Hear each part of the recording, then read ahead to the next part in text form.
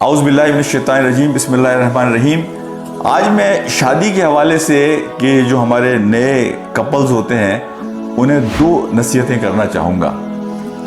پہلی نصیحت تو یہ ہے کہ دیکھیں، آپ اور ہم اکثر یہ بات سنتے ہیں کہ لوگ کہتے ہیں کہ میں بہترین کپل اپنے لیے کس طرح تلاش کروں، how can I find the best match for my self.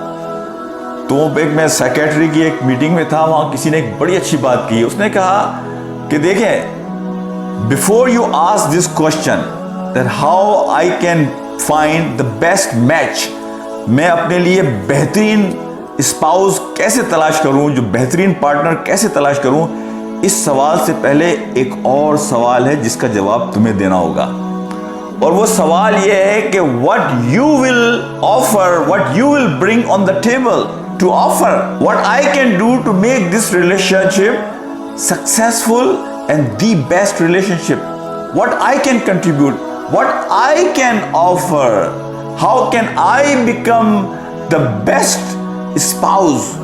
یعنی پہلے آپ اپنی طرف دیکھیں گے دوسرے سے ایکسپیکٹ کرنے سے پہلے۔ تو بڑی اہم بات ہے، ہم دوسروں میں تلاش کر رہے ہوتے ہیں کہ مجھے بیسٹ کپل کیسے ملے، حالانکہ فرسٹ کوشچن یہی ہے کہ میں ٹیبل پر کیا لا رہا ہوں، what I have to offer. اور حقیقت میں اگر انسان اس اینگل سے کام کرے کہ میں کیا پازیٹیو کنٹریبیوٹ کر سکتا ہوں، تو لوگ آپ سے رشتہ کرنے کے لیے لائنیں لگا دیں گے۔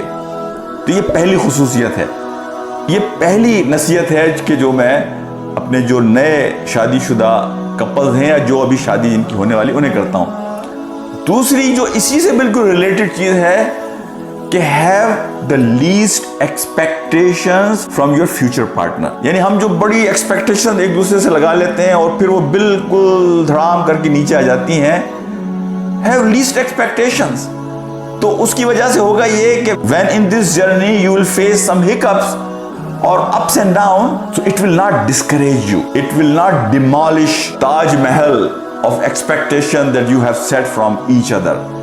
تو یہ بڑی اہم چیز ہے کہ آپ لیسٹ ایکسپیکٹیشن کے ساتھ اس ریلیشن شپ میں جائیں، اور مائنڈ سیٹ یہ ہو کہ what I can do to make this relationship successful، کامیاب اور everlasting relationship which will bring the fruits that we all should expect when the new Muslim couple they get together۔ جزاک اللہ خیرا۔